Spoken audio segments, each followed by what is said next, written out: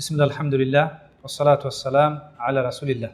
সম্মানিত উপস্থিতি, আমার প্রাণপ্রিয় শিক্ষার্থী যারা সামনে রয়েছেন, কুলিয়াতুল কোরআনের শিক্ষার্থী এবং অনলাইনে যারা উপস্থিত রয়েছেন, সকলকেই ইসলামিক অভিবাদন অনুসারে স্বাগত জানাচ্ছি। আসসালামু আলাইকুম ওয়া রাহমাতুল্লাহি ওয়া বারাকাতুহু। আপনারা অবগত রয়েছেন যে ইমাম বুখারী ট্রাস্ট কুলিয়াতুল কোরআনের মাদার অর্গানাইজেশন, এটা ইসলামিক বিভিন্ন বিষয় সম্পর্কে নিয়মিত হালাকা করে থাকে।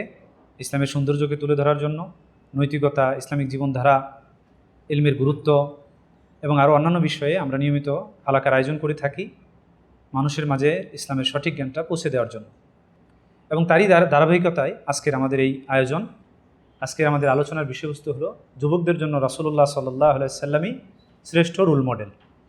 আমি আমার কথাকে দীর্ঘায়িত করব না। আমাদের আজকের এই সুন্দর টপিকের উপর আলোচনা করবেন আমাদের অত্যন্ত শ্রদ্ধেয় এবং আমার বড় ভাই এবং শায়েখ মোহাম্মদ রাইহানুদ্দিন বিন শহীদুল্লাহ। আল্লাহ রাব্বুল আলামিন তার ইলমে বারাকা দান করুক। আমি তাকে অনুরোধ করছি তার মূল্যবান আলোচনা পেশ করার জন্য। আসসালামু আলাইকুম ওয়া রাহমাতুল্লাহি ওয়া বারাকাতুহু। আলহামদুলিল্লাহি রাব্বিল আলামিন ওয়াস সালাতু ওয়াস সালামু আলা সাইয়্যিদিল মুরসালিন ওয়া আলা আলিহি ওয়া সাহবিহি আজমাইন ওয়া মান তাবি'আহুম বিইহসানিন ইলা ইয়াউমিদ্দিন, আম্মা বা'দ। قال الله سبحانه وتعالى في كلامه المجيد وفرقانه الحميد: يا أيها الناس إني رسول الله إليكم جميعا. وقال الله سبحانه وتعالى في موضع آخر: لقد كان لكم في رسول الله أسوة حسنة لمن كان يرجو الله واليوم الآخر وذكر الله كثيرا. وقال النبي صلى الله عليه وسلم: وكان النبي يبعث إلى قومه خاصة وبعثت إلى الناس عامة. وقال النبي صلى الله عليه وسلم: إنما بعثت لأتمم مكارم الأخلاق. رواه ইমাম আহমদ ওয়া সাহাহু আল-আলবানী রাহিমাহুল্লাহ। সর্বপ্রথম মহান রব্বুল আলামিনের শুকরিয়া জ্ঞাপন করছি যে মহান রব্বুল আলামিন ইমাম বুখারী ট্রাস্ট এবং কুলিয়াতুল কোরআনের আয়োজনে আজকে যুবকদের জন্য মুহাম্মদ সাল্লাল্লাহু আলাইহি সাল্লামই রোল মডেল এই শিরোনামে আলোচনা করার জন্য উপস্থিত হওয়ার তৌফিক দান করেছেন এবং শ্রোতা হিসাবে আপনাদেরকেও এখানে আসার তৌফিক দান করেছেন। সেই মহান রব্বুল আলামিনের শুকরিয়া স্বরূপ বলি আলহামদুলিল্লাহ।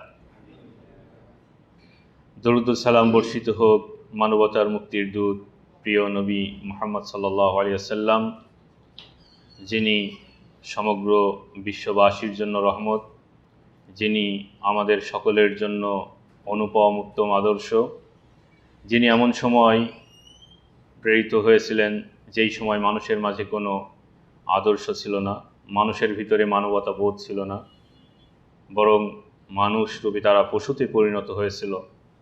তেমন একটি অন্ধকারাচ্ছন্ন সময়ে এসে তিনি তাদেরকে আদর্শবান হিসাবে গড়ে তুলেছেন, তাদেরকে আলোর পথ দেখিয়েছেন, তাদেরকে শিরকের অন্ধকারাচ্ছন্ন থেকে ঈমান এবং তাওহীদের আলোর পথে নিয়ে এসেছেন।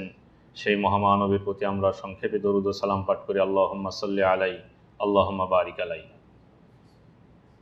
প্রথমত ধন্যবাদ জানাচ্ছি ইমাম বুখারী ট্রাস্ট এবং কুলিয়াতুল কোরআনের যারা দায়িত্বশীল রয়েছেন তাদেরকে, এবং সর্বপ্রথম যিনি বা দায়িত্বশীলদের মাঝে যিনি প্রধান আছেন প্রফেসর ডক্টর মঞ্জুর ইলাহি হাফিজুল্লাহ, তার কৃতজ্ঞতা জ্ঞাপন করছি ডক্টর আব্দুল বাসির হাফিজুল্লাহ এবং আমাদের শেখ আহমদ রাফি এবং আরও আমি যাদেরকে চিনি না যারা এখানে এই আয়োজনের সাথে যুক্ত আছেন। আল্লাহ সবাইকে জাযায়ে খায়ের দান করুন। এছাড়াও আপনারা আজকে যারা দূর দূরান্ত থেকে এখানে উপস্থিত আছেন অথবা অনলাইনে যুক্ত আছেন আলোচনা শোনার জন্য, সবার জন্য দোয়া করি আল্লাহ যেন এই আলোচনা থেকে প্রথমে আমাকে এবং আপনাদের সকলকে উপকৃত হওয়ার তৌফিক দান করেন। আল্লাহুম্মা আমিন। আপনারা আজকে বিষয় সম্পর্কে পূর্বেই অবগত হয়েছেন যে যুবকদের জন্য মুহাম্মদ সাল্লাল্লাহু আলাইহি সাল্লাম রোল মডেল বা আদর্শ, অর্থাৎ আমাদের একমাত্র আদর্শ হলেন আমাদের প্রিয় রাসূল সাল্লাল্লাহু আলাইহি সাল্লাম। কারণ রাসূল সাল্লাল্লাহু আলাইহি সাল্লাম একজন নবী, তিনি একজন রাসূল, তিনি একজন সমরনায়ক, তিনি একজন রাষ্ট্রনায়ক, তিনি একজন আদর্শ পিতা, তিনি একজন আদর্শ স্বামী, তিনি একজন আদর্শ সমাজ সংস্কারক। আমরা যদি এই প্রত্যেকটা পয়েন্টেই দেখি তাহলে দেখব তিনি একজন সফল মানুষ। তিনি পরিবারের কাছ থেকে যেমন উত্তমতার সার্টিফিকেট পেয়েছেন, তিনি তেমনিভাবে নবুয়তের পূর্বে এবং পরে মানুষের কাছ থেকে তিনি আল আমিন উপাধি পেয়েছেন, সত্যবাদ উপাধি পেয়েছেন, আমানতদার হিসাবে তিনি উপাধি পেয়েছেন। সেটা রাসূল সাল্লাল্লাহু আলাইহি সাল্লামের নবুয়তের পূর্বে অথবা পরে। তিনি যখন রাষ্ট্রনায়ক হিসাবে রাষ্ট্রের দায়িত্ব পালন করেছেন, তিনি জনগণের মাঝে ইনসাফ বজায় রেখেছেন, মানুষের মাঝে সমতা প্রতিষ্ঠা করেছেন, কারোর উপরে তিনি জুলুম করেন নাই, কেউ তার দ্বারা জুলুমের শিকার হন নাই। এমনকি ইসলামী রাষ্ট্রকে প্রতিষ্ঠিত রাখার জন্য তিনি যে যুদ্ধগুলো পরিচালনা করেছেন, যেই সময় যুদ্ধের কোনো নীতিই ছিল না, জোর যার মুল্লুক তার বা জোর যার ক্ষমতা তার, এমন একটা সময়ে তিনি যুদ্ধনীতিও প্রণয়ন করেছিলেন। তিনি যুদ্ধে যাওয়ার আগে নিষেধ করতেন গাছ না কাটতে, বৃদ্ধদেরকে না মারতে, নারী শিশু তাদেরকে হত্যা না করতে। অথচ বর্তমান সময়েও এগুলো ফলো করা হয় না। আমরা দেখতে পাচ্ছি যে বোম মেরে যেগুলো সাধারণত আবাসিক এলাকা, সেখানেও বেসামরিক নাগরিকদের হত্যা করা হচ্ছে। অথচ রাসূল সাল্লাল্লাহু আলাইহি সাল্লাম তিনি 1400 বছর আগে এসেও যখন কোনো নিয়ম নীতির তোয়াক্কা করা হতো না, তখনই রাসূল সাল্লাল্লাহু আলাইহি সাল্লাম যুদ্ধনীতি প্রণয়ন করেছেন। তিনি প্রশাসনের জন্য, যেহেতু তিনি রাষ্ট্রনায়ক ছিলেন, একটা সফল রাষ্ট্র উপহার দেওয়ার জন্য দরকার একটা ঘুষ দুর্নীতিমুক্ত প্রশাসন। রাসূল সাল্লাল্লাহু আলাইহি সাল্লাম এমন একটি প্রশাসন তিনি উপহার দিতে পেরেছিলেন, এই জন্য মদিনা রাষ্ট্র ছিল একটা রোল মডেল। সবচেয়ে বড় বিষয়, 1400 বছর আগে তিনি এসেছেন, তিনি এখনও আলোচিত, আমাদের আলোচনায় রয়েছেন, আমাদের চর্চায় রয়েছেন, আমাদের পড়াতে রয়েছেন, আমাদের আদর্শে রয়েছেন। 1400 বছর পূর্বে একজন মানুষ এসেও যিনি এখনও প্রাসঙ্গিক থাকতে পারেন, এটাই প্রমাণ করে যে তিনি আমাদের জন্য আদর্শ। তিনি যদি এখন প্রাসঙ্গিক না থাকতেন তাহলে তিনি আমাদের আদর্শ হতেন না। কিন্তু রাসূল সাল্লাল্লাহু আলাইহি সাল্লাম সকল যুগের জন্য, সকল সময়ের জন্য, তিনি সকল বিশ্ববাসীর জন্য আদর্শ। যদিও আমাদের বিষয় যুবকদের বিষয় নিয়ে, আমরা ইনশাল্লাহ আমাদের আলোচনায় যুবকদের প্রসঙ্গ আসবে। তবে আমরা কেন রাসূল সাল্লাল্লাহু আলাইহি সাল্লামকে আদর্শ হিসাবে গ্রহণ করব, এটার আমরা একজন মুসলিম হিসাবে আমাদের প্রথম যে কথা আসবে, তিনি একজন নবী, তিনি একজন রাসূল। আর যিনি রাসূল, যিনি নবী, তার প্রতি তো আমাদের বিশ্বাস রাখতে হবে এবং তার আদর্শটাই হবে আমাদের আদর্শ। সেটা আমি মুসলিম হিসেবে, আমি যুবক হই, আমি বৃদ্ধ হই, আমি যেই হই না কেন, আমাকে রাসূল সাল্লাল্লাহু আলাইহি সাল্লামের আদর্শকে সর্বোত্তম আদর্শ হিসাবে আমাদেরকে গ্রহণ করতে হবে, কারণ তিনি নবী এবং রাসূল। আপনাদের সামনে একটি আয়াত পেশ করেছিলাম, আল্লাহ রাব্বুল আলামিন বলছেন, কুল ইয়া আইয়ুহান নাসু ইন্নী রাসূলুল্লাহি ইলাইকুম জামিআ। হে মানবমণ্ডলী, আমি তোমাদের নিকটে, তোমাদের সকলের নিকটে রাসূল হিসেবে প্রেরিত হয়েছি। আমি তোমাদের সকলের নিকটে রাসূল। প্রথমে ব্যবহার করছেন ইয়া আইয়ুহান নাস, হে মানবমণ্ডলী। সেই মানুষ হোক সেটা আফ্রিকা মহাদেশে অথবা এশিয়া অথবা ইউরোপ, কালো কৃষ্ণাঙ্গ যেই হোক না কেন, সকল মানুষের জন্য আমাদের রাসূল সাল্লাল্লাহু আলাইহি সাল্লাম তিনি একজন রাসূল। অনুরূপভাবে নবী সাল্লাল্লাহু আলাইহি সাল্লাম বলেছেন যে ওয়াকানা নাবিয়্যু বা'সু ইলা কওমিহি খাসসা। রাসূল সাল্লাল্লাহু আলাইহি সাল্লামের পূর্বে প্রতিটি রাসূলকে, নবীকে প্রেরণ করা হতো একটা গোত্রের কাছে, একটা সম্প্রদায়ের কাছে, নির্দিষ্ট সম্প্রদায়ের কাছে। কিন্তু আমাদের রাসূল সাল্লাল্লাহু আলাইহি সাল্লামকে প্রেরণ করা হয়েছে ও বুইসতু ইলান নাসি আম্মা, আর আমাকে সকল মানুষের কাছে রাসূল হিসাবে, নবী হিসাবে আমাকে প্রেরণ করা হয়েছে। তাহলে আগের নবী রাসূল আর বর্তমান আমাদের মুহাম্মদ সাল্লাল্লাহু আলাইহি সাল্লামের মাঝে পার্থক্য হলো, তাদেরকে নির্দিষ্ট একটি সম্প্রদায়ের কাছে পাঠানো হতো, কিন্তু আমাদের রাসূল সাল্লাল্লাহু আলাইহি সাল্লামকে পাঠানো হয়েছে বিশ্ববাসীর জন্য। এটা অন্যতম আমাদের নবীর বিশেষত্ব। এবং আল্লাহ রাব্বুল আলামিন পবিত্র কোরআনুল কারীমে ঘোষণা করেছেন, লাকাদ কানা লাকুম ফি রাসূলিল্লাহি উসওয়াতুন হাসানাহ। তোমাদের জন্য রাসূলের মাঝে রয়েছে উত্তম আদর্শ। লিমান কানা ইয়ারজুল্লাহ ওয়াল ইয়াউমাল আখির, যে আখিরাত, যে আল্লাহর প্রত্যাশা করে এবং আখিরাতের প্রত্যাশা করে। ওয়া যাকারাল্লাহা কাসীরা, এবং আল্লাহ রাব্বুল আলামিনকে বেশি বেশি স্মরণ করে। এখানে সবচেয়ে আমাদের দেখার বিষয় হলো যে রাসূল, আল্লাহ রাব্বুল আলামিন বলছেন যে তোমাদের জন্য রাসূলের মাঝে রয়েছে উত্তম আদর্শ, আমাদের জন্য উত্তম আদর্শ রয়েছে, সেটা আমি বয়সে ছোট হই অথবা বড় হই অথবা বৃদ্ধ হই, যেই হই না কেন, আমাদের মাঝে রাসূল সাল্লাল্লাহু আলাইহি সাল্লামের জন্য রয়েছে, আমাদের মাঝে রাসূল সাল্লাল্লাহু আলাইহি সাল্লামের মাঝে রয়েছে উত্তম আদর্শ। এবং শুধু তাই নয়, আবু হুরায়রা রাদিয়াল্লাহু তাআলা আনহু থেকে বর্ণিত, তিনি নবী সাল্লাল্লাহু আলাইহি সাল্লাম থেকে বর্ণনা করছেন, আল্লাহ রাসূল বলছেন যে ইন্নামা বুইসতু লিউতাম্মিমা মাকারিমাল আখলাক, আমাকে প্রেরণ করা হয়েছে যত উত্তম চরিত্র এবং আদর্শ রয়েছে এগুলোর পূর্ণতা দেওয়ার জন্য। যেমন সত্যবাদিতা, ন্যায়পরায়ণতা, মানুষের সাথে কোমল আচরণ করা, এরকম যত উত্তম আদর্শ রয়েছে এইগুলোর পূর্ণতা দেওয়া হয়েছে রাসূল সাল্লাল্লাহু আলাইহি সাল্লামের মাধ্যমে। আল্লাহ রসুলের আগমন এই উত্তম চরিত্রগুলোর পূর্ণতা দেওয়ার জন্য। আমরা যদি একজন সত্যবাদীর কল্পনা করি তাহলে সবচেয়ে সত্যবাদী হলেন আমাদের প্রিয় রাসূল সাল্লাল্লাহু আলাইহি সাল্লাম। আমরা যদি একজন ন্যায়পরায়ণ ব্যক্তির কল্পনা করি তাহলে তিনি হলেন আমাদের রাসূল সাল্লাল্লাহু আলাইহি সাল্লাম। এরকম মানবীয় যত উত্তম গুণাবলী রয়েছে এগুলোর পূর্ণতা পেয়েছে আমাদের রাসূল সাল্লাল্লাহু আলাইহি সাল্লামের মাধ্যমে। এই জন্য তিনি একজন কামিল মানুষ, পূর্ণ মানুষ। এবং রাসূল সাল্লাল্লাহু আলাইহি সাল্লাম নিজেও বলেছেন, তিনি যখন খুতবা দিতেন তখন তিনি বলতেন যে ফাইন্না খায়রাল হাদিসে কিতাবুল্লাহ, সর্বোত্তম বাণী হলো আল্লাহর কিতাব, ওয়া খায়রাল হাদি হাদিয়ু মুহাম্মাদিন সাল্লাল্লাহু আলাইহি সাল্লাম, আর সর্বোত্তম জীবন আদর্শ হলো মুহাম্মদ সাল্লাল্লাহু আলাইহি সাল্লামের জীবন আদর্শ। ওয়া শাররুল উমুরি মুহদাসাতুহা, আর সর্বনিকৃষ্ট বিষয় হলো নব আবিষ্কৃত বিষয়। ওয়া কুল্লু বিদআতিন দালালাহ, আর প্রতিটি বিদাতি হলো ভ্রষ্টতা। সহিহ মুসলিমের হাদিস। তাহলে আমরা কোরআনের আয়াত এবং হাদিস থেকে জানতে পারলাম রাসূল সাল্লাল্লাহু আলাইহি সাল্লাম আমাদের জন্য উত্তম আদর্শ, এবং রাসূল সাল্লাল্লাহু আলাইহি সাল্লাম বলেছেন যে তিনি এই পৃথিবীতে আগমন করেছেন উত্তম আচরণের পূর্ণতা দেওয়ার জন্য, এবং তিনি প্রতিনিয়ত খুতবায় বলতেন যে তোমাদের জন্য সর্বোত্তম জীবন আদর্শ হলো রাসূল সাল্লাল্লাহু আলাইহি সাল্লামের জীবন আদর্শ।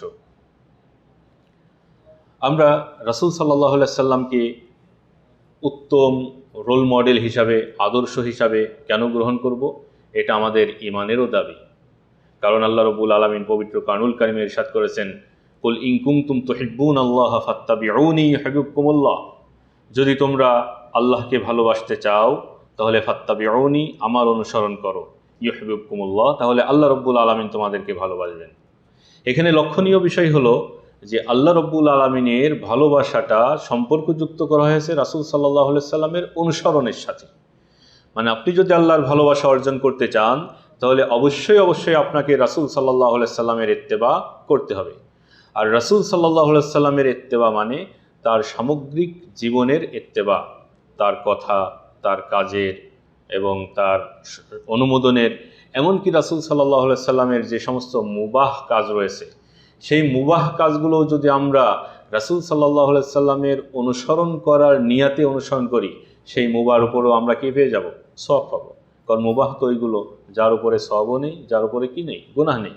কিন্তু সেই রাসূল সাল্লাল্লাহু আলাইহি সাল্লামের মুবাহ কাজগুলো যেগুলো তিনি করেছেন, আদাত ইত্যাদি, সেগুলো যদি আমরা রাসূল সাল্লাল্লাহু আলাইহি সাল্লামের অনুসরণ করার নিয়াতে যদি আমরা করি তাহলে তার উপরও আমরা সওয়াব পেয়ে যাব।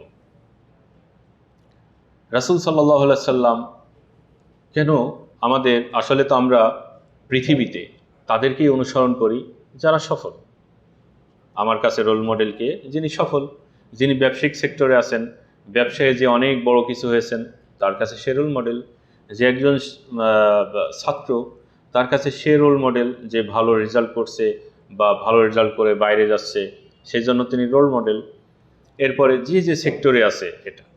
কিন্তু আমাদের একটা সামগ্রিক একটা বিষয় আছে যে অনেকেই বলে না যে উনি লেখাপড়ায় ভালো কিন্তু চরিত্র ভালো না, উনি ব্যবসায়ী কিন্তু দু নাম্বারই কাজ করেন, তাই না, উনি প্রশাসনে আছেন কিন্তু দুর্নীতিবাজ। কিন্তু আমাদের রাসূল সাল্লাল্লাহু আলাইহি সাল্লাম তিনি একজন সরকার প্রধান ছিলেন, তিনি একটা সমাজে ছিলেন, তার মাধ্যমে অনেক কাজ হয়েছে।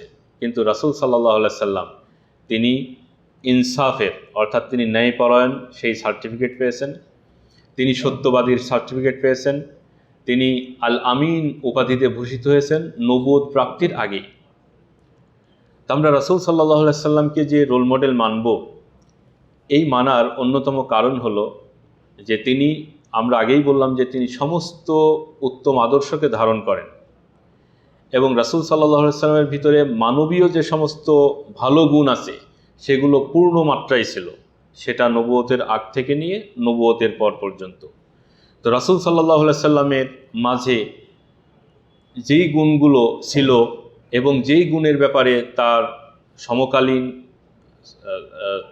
তারা স্বীকৃতি দিয়েছে বা কোরআন এবং হাদিসে রাসূল সাল্লাল্লাহু আলাইহি সাল্লামের সেই বিষয়ে বলা হয়েছে, আমরা সেই কয়েকটি গুণ নিয়ে আলোচনা করব, যাতে করে আমরা এমন একজন রাসূলের অনুসরণ করছি যিনি এই গুণগুলোকে ধারণ করেন এবং সেখান থেকে আমরা অনুপ্রাণিত হয়ে আমরাও এই গুণগুলো আমাদের নিজেদের জীবনে বাস্তবায়ন করব আল্লাহ রাব্বুল আলামিনের ওই আয়াতের নির্দেশনার প্রেক্ষিতে, লাকাদ কানা লাকুম ফি রাসূলিল্লাহি উসওয়াতুন হাসানাহ, এই আয়াতের প্রেক্ষিতে। অনুরূপভাবে আল্লাহ রাব্বুল আলামিন বলেছেন, ইন্নাকা লাআলা খুলুকিন আযীম, হে নবী আপনি মহান চরিত্রের উপরে প্রতিষ্ঠিত। আয়েশা রাদিয়াল্লাহু আনহাকে জিজ্ঞেস করা হলো যে আল্লাহ রাসূলের চরিত্র কেমন? তিনি সরাসরি বললেন যে আল্লাহ রাসূলের চরিত্র হলো কোরআন, অর্থাৎ কোরআনে যেই বিষয়ে বলা হয়েছে, যেগুলো করতে বলা হয়েছে সেগুলো তিনি ধারণ করেছেন, যেগুলোতে নিষেধ করা হয়েছে তিনি সেগুলো বর্জন করেছেন। তো আমরা রাসূল সাল্লাল্লাহু আলাইহি সাল্লামের কিছু চারিত্রিক গুণাবলী সম্পর্কে আমরা ইনশাআল্লাহ জেনে নেব। তার ভিতরে একটা অন্যতম হলো যে আপনারা এই হাদিসগুলো জানেন যে রাসূল সাল্লাল্লাহু আলাইহি সাল্লামের উপরে যখন সর্বপ্রথম ওহী অবতীর্ণ হলো হেরা পর্বতে, তখন রাসূল সাল্লাল্লাহু আলাইহি সাল্লাম তিনি কাঁপতে কাঁপতে তিনি খাদিজা রাদিয়াল্লাহু তাআলা আনহুর গৃহে প্রবেশ করলেন। প্রবেশ করার পরে তিনি প্রচণ্ড ভয় পেলেন এবং তিনি বললেন, ঝাম্মিলুনি ঝাম্মিলুনি, আমাকে বস্ত্রাবৃত করো, আমাকে ঢেকে দাও। তো রাসূল সাল্লাল্লাহু আলাইহি সাল্লামকে ঢেকে দেওয়া হলো এবং সেই সময় দেখেন যে প্রথম ওহী অবতীর্ণর সময় যে 40 বছর বয়সে রাসূল সাল্লাল্লাহু আলাইহি সাল্লামকে খাদিজা রাদিয়াল্লাহু তাআলা আনহা তিনি যেই কথাগুলো বলে সান্ত্বনা দিলেন, এই গুণগুলো আমাদের বর্তমানে খুবই প্রয়োজন। যে খাদিজা রাদিয়াল্লাহু তাআলা আনহা তিনি বলছেন যে যখন রাসূল সাল্লাল্লাহু আলাইহি সাল্লাম অত্যন্ত ভীত হলেন, তখন তিনি বললেন, কাল্লা, আপনার কোনো ক্ষতি হবে না। কেন? ওয়াল্লাহি, আল্লাহর কসম, লা ইউখজিকাল্লাহু আবাদা, আল্লাহ আপনাকে কখনোই লাঞ্ছিত করবেন না। কেন?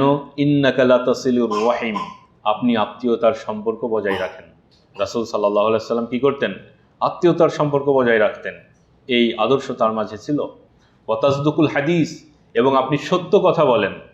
ওয়া তাহমিলুল কাল, এবং যারা ইয়াতীম, দরিদ্র, নিঃস্ব তাদেরকে আপনি পৃষ্ঠপোষকতা করেন। ওয়া তাকসিবুল মাদুম, এবং যারা নিঃস্ব তাদেরকে আপনি আর্থিকভাবে সহায়তা করেন। ওয়া তাকরিজ যায়িফ, এবং আপনি মেহমানদারি করেন। দেখেন এখানে যে মানবিক গুণাবলী, রাসূল সাল্লাল্লাহু আলাইহি সাল্লাম তিনি নবুয়ত প্রাপ্তির আগেই এই গুণগুলো ছিল। এই জন্য এই গুণগুলোকে উল্লেখ করে খাদিজা রাদিয়াল্লাহু তাআলা আনহা তিনি রাসূল সাল্লাল্লাহু আলাইহি সাল্লামকে সান্ত্বনা দিচ্ছেন যে যার মাঝে এত সুন্দর সুন্দর গুণাবলী থাকে তাকে কখনোই আল্লাহ রাব্বুল আলামিন কি করবেন না? লাঞ্ছিত করবেন না। তাহলে এখান থেকে আমাদের জন্য শিক্ষা হলো রাসূল সাল্লাল্লাহু আলাইহি সাল্লামের মাঝে এই গুণগুলো ছিল এবং খাদিজা রাদিয়াল্লাহু তাআলা আনহা বললেন, এই বৈশিষ্ট্য যাদের মাঝে আছে আল্লাহ তাদেরকে লাঞ্ছিত করবেন না। তাহলে এই বৈশিষ্ট্যগুলো আমাদের মাঝে ধারণ করতে হবে। এর মাধ্যমে আমরা রাসূল সাল্লাল্লাহু আলাইহি সাল্লামের একজন প্রকৃত অনুসারী হতে পারবো, প্লাস এর মাধ্যমে আল্লাহ রাব্বুল আলামিনের পক্ষ থেকে আমরা সাহায্য সহযোগিতা পাবো ইনশাআল্লাহ। অনুরূপভাবে রাসূল সাল্লাল্লাহু আলাইহি সাল্লামের তার মাঝে যে সমস্ত উত্তম গুণাবলীর সমাবেশ ঘটেছিল তার অন্যতম হলো সত্যবাদিতা। কারণ এই সত্যবাদিতার খুবই প্রয়োজন। এই সত্যবাদিতা, মানুষ শুধুমাত্র সত্য কথা না বলার কারণে একে অপরের সাথে সম্পর্ক নষ্ট হয়ে যায় এবং সে যে প্রতিশ্রুতি দিচ্ছে সেটা ভঙ্গ করছে। মিথ্যা কথা, এখন তো মিডিয়ার যুগ, সেখানে আরও মিথ্যা। আমাদের ফেসবুক আছে, সেটা তো গুজবের আমরা কারখানাতে পরিণত করেছি, ইত্যাদি ইত্যাদি। তো এই যুগে সত্যের আরও বেশি প্রয়োজন। এখন সব কিছু জানা সহজ, কিন্তু এই জানা সহজ হওয়ার পরেও মিথ্যার প্রচার প্রচারণা অত্যন্ত বেশি। অথচ আল্লাহ রাব্বুল আলামিন পবিত্র কোরআনুল কারীমে ইরশাদ করেছেন, ইয়া আইয়ুহাল্লাযীনা আমানুত্তাকুল্লাহা ওয়া কুনু মা'আস সাদিকিন, তোমরা আল্লাহর তাকওয়া অবলম্বন করো এবং সত্যবাদীদের সাথে থাকো। রাসূল সাল্লাল্লাহু আলাইহি সাল্লাম এখন আল্লাহ রব্বুল আলমিন এই নির্দেশ দিলেন। রাসূল সাল্লাল্লাহু আলাইহি সাল্লাম তিনি তার সমাজের কাছে কি সত্যবাদী ছিলেন তার প্রমাণ আমরা পাই সহিহ বুখারীর একটি হাদিসে। যখন আল্লাহ রব্বুল আলমিন রাসূল সাল্লাল্লাহু আলাইহি সাল্লামের উপরে অবতীর্ণ করলেন, ও আনজির আশিরাতাকাল আকরাবিন, যে আপনার নিকটাত্মীয় যারা গোত্রের লোকজন তাদেরকে আপনি সতর্ক করুন। তখন রাসূল সাল্লাল্লাহু আলাইহি সাল্লাম তিনি পাহাড়ের উপরে, সাফা পাহাড়ের উপরে উঠে ডাকতে লাগলেন, ইয়া বানি ফেহের, অর্থাৎ ফেহেরের বংশধর, ইয়া বানি আদি, আদির বংশধর, এইভাবে ডাকতে লাগলেন। এরা যখন সবাই একত্রিত হলো তখন রাসূল সাল্লাল্লাহু আলাইহি সাল্লাম বললেন যে আমি যদি এখন তোমাদেরকে বলি যে একটা অশ্বারোহী বাহিনী তারা উপত্যকায় অপেক্ষমান তোমাদের উপর আক্রমণ করার জন্য, একটা অশ্বারোহী বাহিনী তারা এই উপত্যকায় অপেক্ষমান আছে, তোমরা কি আওয়া কুনতুম মুসাদ্দিকিয়া, তোমরা কি আমাকে সত্যবাদী হিসাবে বিশ্বাস করবে? তারা কিন্তু এখনো অমুসলিম, তারা ইসলাম গ্রহণ করে নাই। কলু, তারা বলল, নাম, হ্যাঁ আমরা তোমাকে সত্যবাদী হিসাবে বিশ্বাস করব। মা জাররাবনা আলাইকা ইল্লা সিদকা, আমরা তো তোমাকে সত্যবাদী হিসাবে জেনেই অভ্যস্ত। দেখেন যে মক্কার যারা মুশরিক তারা তখনও ইসলাম গ্রহণ করে নাই, তখনও তারা রাসূল সাল্লাল্লাহু আলাইহি সাল্লামকে সত্যবাদী হিসাবে স্বীকৃতি দিয়েছে। তাহলে আমাদের জন্য রাসূল সাল্লাল্লাহু আলাইহি সাল্লামের মাঝে আদর্শ রয়েছে যে তিনি একজন সত্যবাদী, এবং আমরা তার অনুসারী হিসেবেও আমাদের জীবন চলার পথে আমরা সবসময় সত্য কথা বলবো। রাসূল সাল্লাল্লাহু আলাইহি সাল্লাম আমাদের অনেক সময়, আমি সত্যবাদী কিন্তু আমার রুক্ষ, কর্কশ, রূঢ়, কঠোর আচরণের কারণে আমার সাথে অন্যের কি থাকে না, সম্পর্ক থাকে না।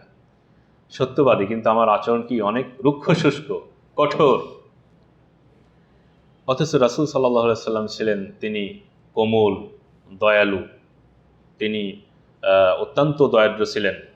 এ প্রসঙ্গে আল্লাহ রব্বুল আলামিন পবিত্র কোরআনুল কারীমে ইরশাদ করেছেন, ওমা আরসালনাকা ইল্লা রাহমাতাল লিল আলামিন, আপনাকে তো আমি বিশ্ববাসীর জন্য রহমত স্বরূপ আমি প্রেরণ করেছি। শুধু তাই নয়, রাসূল সাল্লাল্লাহু আলাইহি সাল্লামের উপস্থিতি সেই যুগের মানুষের পৃথিবীতে বেঁচে থাকার গ্যারান্টি ছিল। আল্লাহ রসুল যদি না থাকতেন তাহলে আল্লাহ তাদেরকে ধ্বংস করে দিতে পারতেন।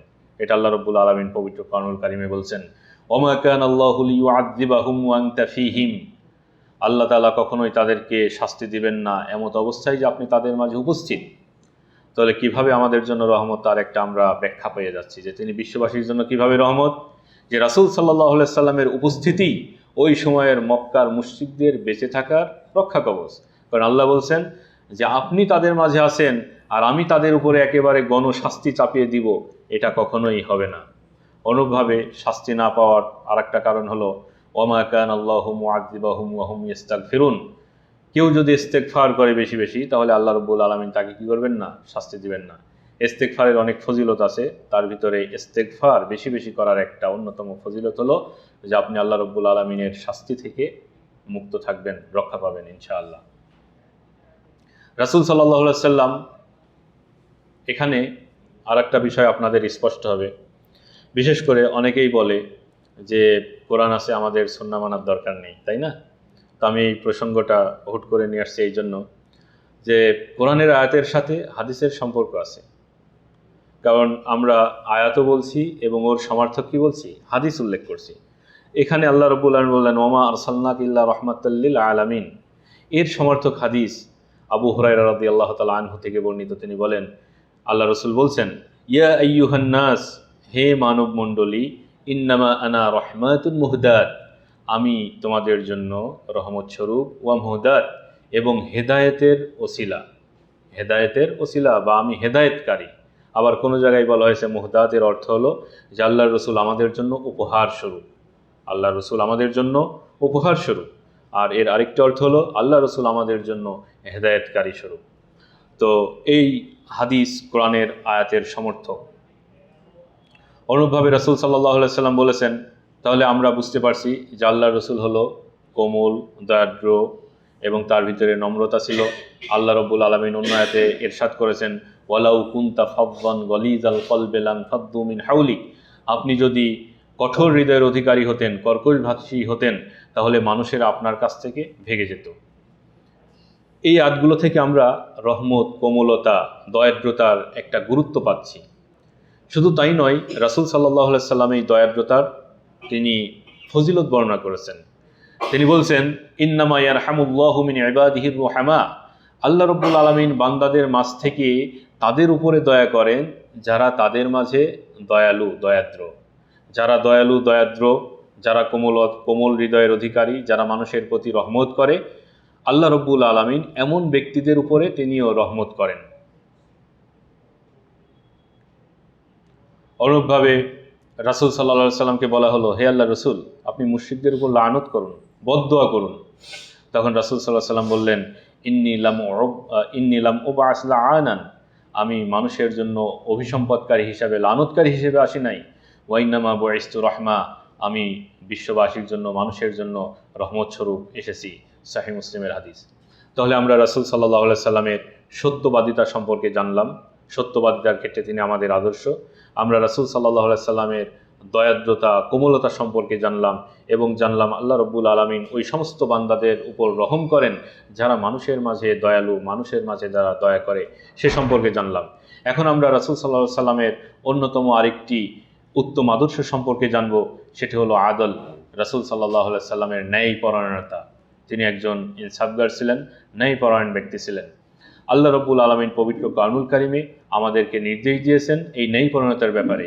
ইন্নাল্লাহা ইয়া'মুরু বিল আদলি ওয়াল ইহসান, আল্লাহ রাব্বুল আলামিন নির্দেশ দিচ্ছেন বিল আদল, ইনসাফের, ওয়াল ইহসান, এবং সদয় আচরণের। এই ব্যাপারে আল্লাহ রাব্বুল আলামিন নির্দেশ দিচ্ছেন। আল্লাহ রসুলের ইনসাফ কেমন ছিল? একটা বড় হাদিসে এসেছে, সহিহ বুখারীর হাদিসে, আয়েশা রাদিয়াল্লাহু তাআলা আনহা হতে বর্ণিত, যে একজন মাখজুমি নারী চুরি করলো কুরাইশ বংশের। তো সে চুরি করার পরে সে অনেক সম্ভ্রান্ত পরিবারের নারী ছিল। এটার কারণে সবাই চিন্তিত হয়ে গেল যে এরকম সম্ভ্রান্ত মহিলার হাত কাটা হবে। এখন এটা নিয়ে যে রাসূল সাল্লাল্লাহু আলাইহি সাল্লামের কাছে কেউ সুপারিশ করবে, এমন কারোর সাহস হচ্ছে না। তখন সবাই পরামর্শ দিল, ওসামা বিন যায়েদকে বলো, কারণ সে রাসূল সাল্লাল্লাহু আলাইহি সাল্লামের অত্যন্ত প্রিয়। তখন সবার অনুরোধে ওসামা বিন যায়েদ তিনি রাসূল সাল্লাল্লাহু আলাইহি সাল্লামের কাছে এই বিষয়ে কথা বললেন। তখন রাসূল সাল্লাল্লাহু আলাইহি সাল্লাম বললেন, আতাশফাউ ফি হাদ্দিন মিন হুদুদিল্লাহ, আল্লাহ রাব্বুল আলামিনের দণ্ড মওকুফের ব্যাপারে তুমি আমার কাছে সুপারিশ করছো? এটা বলে রাসূল সাল্লাল্লাহু আলাইহি সাল্লাম দণ্ডায়মান হলেন, দাঁড়ালেন এবং দাঁড়িয়ে মানুষের উদ্দেশ্যে সংক্ষিপ্ত একটা ভাষণ দিলেন।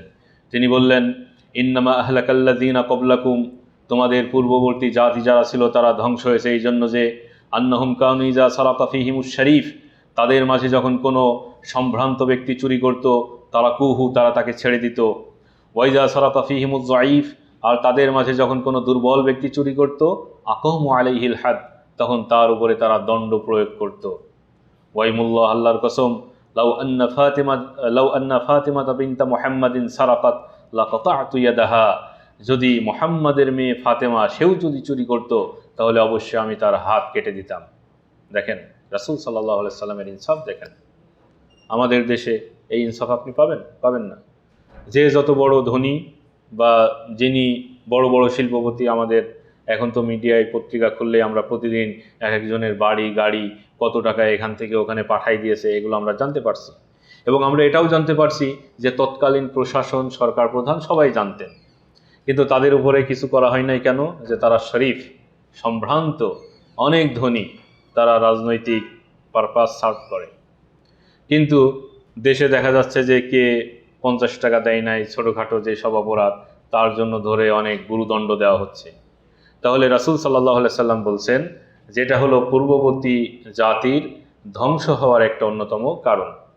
এবং এই কারণে আমরা আসলেও অনেক সমস্যার ভিতরে পড়েছি, যেগুলো আমরা যত দিন যাচ্ছে আমরা জানতে পারছি।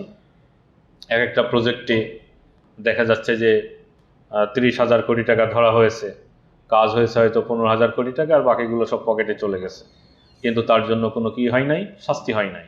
কিন্তু ওই 30,000 কোটি টাকার যে একটা ঋণ, সেটা কিন্তু আমাদের আবার 30-40 বছর ধরে কি করতে হবে, পার্মানেন্ট শোধ করে যেতে হবে। আমাদের ভ্যাট ট্যাক্স দিয়ে এইভাবে আমাদের সবসময় ওই ঋণগুলো শোধ করতে হবে। তো এইভাবে আমাদের উপরে বিভিন্নভাবে জুলুম নির্যাতন চেপে বসেছে। কেন? যে আমাদের প্রশাসনের মাঝে ইনসাফ নেই। ধনীদেরকে, সম্ভ্রান্তদেরকে, ক্ষমতাধরদেরকে ছেড়ে দেওয়া হয়, আর যারা দুর্বল তাদের উপরে খুব সোৎসাহে একেবারে তার উপরে শাস্তি প্রয়োগ করা হয়। অথচ রাসূল সাল্লাল্লাহু আলাইহি সাল্লাম ছিলেন তিনি ইনসাফ, আর আমরা মুসলিম, অথচ আমরা তার এই আদর্শ থেকে আজকে দূরে আছি। রাসূল সাল্লাল্লাহু আলাইহি সাল্লামের অন্যতম আরেকটি গুণ হলো যে তিনি ছিলেন দানশীল।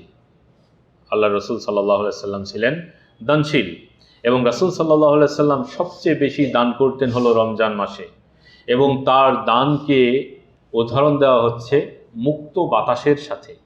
মুক্ত বাতাস যখন প্রবাহিত হয় তখন যেমন সব কিছুর উপর দিয়ে প্রবাহিত হয়, সব কিছুকে পরিব্যাপ্ত করে। রাসূল সাল্লাল্লাহু আলাইহি সাল্লাম রমজান মাসে এত বেশি দান করতেন যে তার দান থেকে আর কেউ কি হতো না, বঞ্চিত হতো না। সহিহ বুখারীতে এসেছে যে রাসূলুল্লাহ সাল্লাল্লাহু আলাইহি সাল্লাম আজওয়াদু বিল খাইরি মিনার রিহ আল মুরসালা, মুক্ত বাতাসের চেয়েও তিনি অধিক দানশীল ছিলেন। এটা হলো সহিহ বুখারীর হাদিস। অনুরূপভাবে রাসূল সাল্লাল্লাহু আলাইহি সাল্লামের দানশীলতার আর একটা বড় উদাহরণ হলো, একজন ব্যক্তি রাসূল সাল্লাল্লাহু আলাইহি সাল্লামের কাছে এসে যদি কেউ কিছু চাইতো, তাহলে রাসূল সাল্লাল্লাহু আলাইহি সাল্লাম তাকে সেই জিনিসটা দিতেন। একজন ব্যক্তি এসে বলল যে আমাকে এই দুই পাহাড়ের মাঝখানে যে জায়গা, খালি জায়গা, উপত্যকা, এই উপত্যকার সমপরিমাণ আপনি আমাকে একটা ছাগলের পাল দিয়ে দিন। তখন রাসূল সাল্লাল্লাহু আলাইহি সাল্লাম তাকে তাই দিয়ে দিলেন। তখন সেই ব্যক্তি আনন্দিত হয়ে যে বলল, ইয়া কওম আসলিমু, হে আমার সম্প্রদায়, তোমরা ইসলাম গ্রহণ করো। ফাইন্না মুহাম্মাদান ইউতি আতাআন লা ইয়াখশাল ফাকা, মুহাম্মদ সাল্লাল্লাহু আলাইহি সাল্লাম এমনভাবে দান করেন যে তিনি দরিদ্রতার ভয় করেন না, সম্পদ নিঃশেষ হয়ে যাবে এই ভয় তিনি করেন না। তো এখান থেকে দেখেন যে রাসূল সাল্লাল্লাহু আলাইহি সাল্লামের একটা হলো যে তাকে কেউ কিছু চাইলে তিনি না করতেন না, সেটা দিতেন, এবং সেটা বড় অ্যামাউন্টের হলেও এর লাভটা কি হয়েছে? এর লাভটা হয়েছে ওই ব্যক্তি সাথে সাথে কি করছে, তার গোত্রের কাছে গিয়ে ইসলাম গ্রহণ করার জন্য দাওয়াত দিয়েছেন। এখান থেকে আমরা ইসলাম প্রচারে অর্থের একটা গুরুত্বের বিষয় আমরা বুঝতে পারি। আমরা সবসময় সাধারণত একটা করি যে বাস আমি সত্য কথা বলছি তুমি মেনে নিবে, না। আমাদের কিছু কিছু ক্ষেত্রে অর্থের গুরুত্ব বুঝতে হবে এবং অর্থের ভূমিকা বুঝতে হবে। তো ইসলাম প্রচার এবং প্রসারে অর্থের একটা বিরাট ভূমিকা আছে, সেই বিষয়গুলো আমাদের সামনে ওইভাবে উপস্থাপন করা হয় না। যেমন রাসূল সাল্লাল্লাহু আলাইহি সাল্লাম যখন জিহাদে রওনা দিবেন, তখন উট নেই, তরবারি নেই, ঢাল নেই, ঘোড়ার পিঠে যে জিন লাগে বসার জন্য সেটা নেই, কিন্তু সেগুলো কারা দিয়েছেন? ওসমান রাদিয়াল্লাহু তাআলা আনহু দিয়েছেন, আব্দুর রহমান ইবনে আউফ দিয়েছেন। এই যে একটা আর্থিক সহযোগিতা, সেটা যদি না হতো তাহলে অনেক সাহাবীর হয়তো যুদ্ধে গমন করাটাই কঠিন হয়ে যেত। এই জন্য ইসলাম প্রচার এবং প্রসারে অর্থের ভূমিকা রয়েছে। রাসূল সাল্লাল্লাহু আলাইহি সাল্লামের মাঝে যে সমস্ত গুণের সমাবেশ ঘটেছিল তার মাঝে আরেকটি হলো সাহসিকতা।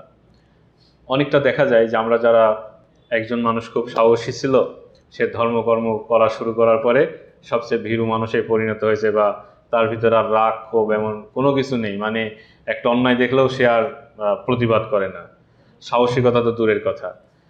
অথচ রাসূল সাল্লাল্লাহু আলাইহি সাল্লাম ছিলেন সবচেয়ে সাহসী মানুষ। আনাস রাদিয়াল্লাহু তাআলা আনহু থেকে বর্ণিত, তিনি বলছেন যে একবার মদিনাবাসী প্রচণ্ড একটা আওয়াজে, বিশাল একটা আওয়াজ হলো এবং সেই আওয়াজে সবাই ভীত হয়ে উঠল। তখন মানুষেরা ওই আওয়াজকে লক্ষ্য করে যাওয়ার আগেই দেখে যে রাসূল সাল্লাল্লাহু আলাইহি সাল্লাম তরবারি ঝুলিয়ে তিনি ফিরে আসছেন, এবং আসার সময় সাথে সাথে তিনি বলছেন, লাম তুরাউ লাম তুরাউ, ভয় পেও না, আতঙ্কিত হওয়ার কিছু নেই, ভয় পেও না, এইভাবে তিনি বলতেছেন। তো রাসূল সাল্লাল্লাহু আলাইহি সাল্লাম, মানে মানুষ ওই আওয়াজ লক্ষ্য করে যাওয়ার আগেই তিনি, রাসূল সাল্লাল্লাহু আলাইহি সাল্লাম, তিনি একটা ঘোড়া নিয়ে চলে যান, এবং সেই ঘোড়ার পিঠে কোনো জিনও নেই, এবং তরবারি নিয়ে তিনি সেখান থেকে এসে মানুষকে সান্ত্বনা দিচ্ছেন, লাম তুরাউ লাম তুরাউ, তোমরা আতঙ্কিত হয় না, তোমরা আতঙ্কিত হয় না। তাহলে রাসূল সাল্লাল্লাহু আলাইহি সাল্লামের অনুসারী হিসাবে আমাদের কি হতে হবে? সবচেয়ে সাহসী হতে হবে। সমাজের যে কোনো সমস্যায় আমাদেরকে এগিয়ে আসতে হবে। রাসূল সাল্লাল্লাহু আলাইহি সাল্লামের আরেকটি গুণ হলো যে সমস্যা সমাধানের একটা চমৎকার গুণ রাসূল সাল্লাল্লাহু আলাইহি সাল্লামের মাঝে ছিল, এবং সেটা তিনি নবী হওয়ার পূর্বেই। রাসূল সাল্লাল্লাহু আলাইহি সাল্লামের বয়স যখন 35 বছরের মতো, তখন কাবা পুনর্নির্মাণ হচ্ছে। কাবা পুনর্নির্মাণ হতে হতে আপনারা জানেন যে কাবা ঘরেই হাজরে আসওয়াদ একটা কোণে আছে। এই হাজরে আসওয়াদটা ওই কোনায় কে বসাবে, এটা নিয়ে কুরাইশদের ভিতরে একটা বিরাট দ্বন্দ্ব তৈরি হয়ে গেল। কারণ ওইটা ওখানে বসানোটা এটা বিরাট সম্মানের ব্যাপার। এখন গোত্রের এখানে বিভিন্ন গোত্রপতি আছে, অনেকগুলো গোত্রপতি আছে, সবাই বলে যে এটা আমি বসাবো। তখন তারা একটা সিদ্ধান্ত নিল যে আজকে প্রথম এই গলি দিয়ে যিনি আসবেন তিনি যে সিদ্ধান্ত দিবেন আমরা সেটা মেনে নেব। ওই সময় রাসূল সাল্লাল্লাহু আলাইহি সাল্লাম প্রবেশ করলেন ওই গলি দিয়ে। আর তখন সবাই বললো এই যে আমিন, আল আমিন চলে আসছে, বিশ্বস্ত। তারা আল আমিন শব্দটাই বলে, যে সবচেয়ে আমানতদার বিশ্বস্ত ব্যক্তি চলে আসছে, আমরা এখন তাকেই বিচারক হিসাবে মেনে নিলাম। রাসূল সাল্লাল্লাহু আলাইহি সাল্লাম তখন এই যে একটা উত্তপ্ত পরিস্থিতি, যে এই সম্মানের কে ভাগিদার হবে, এর একটা সুন্দর সমাধান দিলেন। তিনি বললেন যে একটা কাপড় নিয়ে আসো। কাপড় নিয়ে আসা হলো, কাপড়ের মাঝখানে হাজরে আসওয়াদটা বসানো হলো। এবার গোত্র প্রধানকে বললেন যে এবার সবাই ধরেন, এই কাপড়ের কোনাগুলো সবাই ধরেন, ধরে এবার সবাই ওখানে নিয়ে গেলেন। এরপরে রাসূল সাল্লাল্লাহু আলাইহি সাল্লাম সে হাজরে আসওয়াদটা বসিয়ে দিলেন। মাশাআল্লাহ, এটা একটা কত সুন্দর সমাধান। তাহলে আমরা রাসূল সাল্লাল্লাহু আলাইহি সাল্লামের মাঝে সমস্যা সমাধানের একটি চমৎকার গুণ আমরা দেখতে পাচ্ছি তার নবুয়ত পূর্ব জীবন থেকেই। তাহলে আমরা যারা রাসূল সাল্লাল্লাহু আলাইহি সাল্লামের অনুসারী, আমাদের মাঝে এই মানবিক এবং নেতৃত্বসুলভ গুণ আমাদের মাঝে থাকতে হবে, অর্জন করতে হবে। তাহলে আমরা একটা আলোচনার একটা অংশের আমরা পরিসমাপ্তি টানলাম যে রাসূল সাল্লাল্লাহু আলাইহি সাল্লাম তিনি আমাদের জন্য আদর্শ, উত্তম আদর্শ। কেন? যে রাসূল সাল্লাল্লাহু আলাইহি সাল্লামের মাঝে উত্তম মানবিক গুণের সমাবেশ ঘটেছিল, এবং সেই উত্তম গুণগুলো কি তার আমরা একটা সংক্ষিপ্ত আলোচনা আপনাদের সামনে পেশ করলাম, এই অর্থে যে সেই মানবিক গুণগুলো যেন আমরাও ধারণ করতে পারি। এবং আজকে আমাদের আলোচনার বলতে পারেন যেটা আমাদের মূল টপিক, সেটা হলো যে রাসূল সাল্লাল্লাহু আলাইহি সাল্লামের গুণ সম্পর্কে আমরা জানলাম। তো আমরা এখানে মুসলিমদের ভিতর থেকে শুধুমাত্র যুবকদেরকে আইডেন্টিফাই করা হয়েছে, অর্থাৎ রাসূল সাল্লাল্লাহু আলাইহি সাল্লাম আমাদের জন্য কি আদর্শ। তো অবশ্যই আমাদের জন্য সত্যবাদিতার ক্ষেত্রে আদর্শ, আমাদের জন্য তিনি আমানতদারিতার ক্ষেত্রে আদর্শ, আমাদের জন্য তিনি সাহসিকতার ক্ষেত্রে আদর্শ। কারণ যারা যুবক হবে তারা অবশ্যই ভীরু হবে না, তারা সাহসী হবে। তাদের ভিতরে দয়াদ্রতা থাকতে হবে, তাদের ভিতরে কোমলতা থাকতে হবে, তাদের ভিতরে ইনসাফ থাকতে হবে, এটা ঠিক আছে। এছাড়া আর আমাদের জন্য রাসূল সাল্লাল্লাহু আলাইহি সাল্লাম কোন কোন ক্ষেত্রে বা যুবকদের ক্ষেত্রে রাসূল সাল্লাল্লাহু আলাইহি সাল্লাম কি নির্দেশনা দিয়েছেন, বা সামগ্রিক মুসলমানদের ভিতর থেকে যুবকদের প্রতি কি রাসূল সাল্লাল্লাহু আলাইহি সাল্লাম গুরুত্ব দিয়েছেন? হ্যাঁ, রাসূল সাল্লাল্লাহু আলাইহি সাল্লাম তার সমগ্র উম্মতের জন্যই তিনি বেচাইন ছিলেন, তাদের জন্য দোয়া করেছেন, তাদের মাগফিরাত কামনা করেছেন, তাদের সাক্ষাৎ কামনা করেছেন। কিন্তু এই সমগ্র উম্মতের মধ্য থেকে তিনি যুবকদের প্রতি বিশেষ গুরুত্ব দিয়েছেন। এর কারণ কি? কারণ যুবকরা হলো ভবিষ্যৎ প্রজন্ম এবং তাদের পূর্ব প্রজন্ম, এই দুইটার মাঝখানের প্রজন্ম। একটা যুবক যদি নষ্ট হয়ে যায় তাহলে তার বাবা মাও কষ্ট পায়, আর তার যদি পরিবার থাকে, তার যদি শিশু সন্তান থাকে, তারাও কষ্ট পায়। একজন যুবক নষ্ট হয়ে যাওয়ার কারণে তার বাবা মার জন্য বোঝা হয়ে দাঁড়ায়, আবার তার যদি একটা পরিবার থাকে তাদের জন্য সে বোঝা হয়ে দাঁড়ায়। এবং এই যুবকদের হাতেই ভবিষ্যতের দেশ, এদের হাতেই নেতৃত্ব, এরাই ভবিষ্যৎকে বিনির্মাণ করবে। অতএব সেই যুবকরা যদি ধ্বংস হয়ে যায় তাহলে তো হবে না। এই জন্য রাসূল সাল্লাল্লাহু আলাইহি সাল্লাম অসংখ্য হাদিসে যুবকদেরকে বিশেষভাবে উপদেশ দিয়েছেন, তাদেরকে বিভিন্ন নির্দেশনা দিয়েছেন, তাদেরকে সময়ের প্রতি গুরুত্ব আরোপ করতে বলেছেন, তাদেরকে ইবাদত করতে বলেছেন, ইত্যাদি ইত্যাদি। এবং রাসূল সাল্লাল্লাহু আলাইহি সাল্লামের যারা অনুসারী ছিল, যারা সাহাবাই কেরাম ছিলেন, তারা কিন্তু ম্যাক্সিমাম ছিলেন হলো যুবক। কারণ রাসূল সাল্লাল্লাহু আলাইহি সাল্লাম 40 বছরে তিনি নবুয়ত পেলেন। এরপরে আবু বকর রাদিয়াল্লাহু আনহু ইসলাম গ্রহণ করলেন, ওমর রাদিয়াল্লাহু আনহু ইসলাম গ্রহণ করলেন, আলী রাদিয়াল্লাহু আনহু ইসলাম গ্রহণ করলেন। এরা সকলেই ছিলেন রাসূল সাল্লাল্লাহু আলাইহি সাল্লামের চেয়েও ছোট, বয়সে ছোট। এই জন্য রাসূল সাল্লাল্লাহু আলাইহি সাল্লামের দাওয়াতের আহ্বানে সবচেয়ে বেশি যারা সাড়া দিয়েছেন তারা ছিলেন ইয়াং জেনারেশন বা যুবক।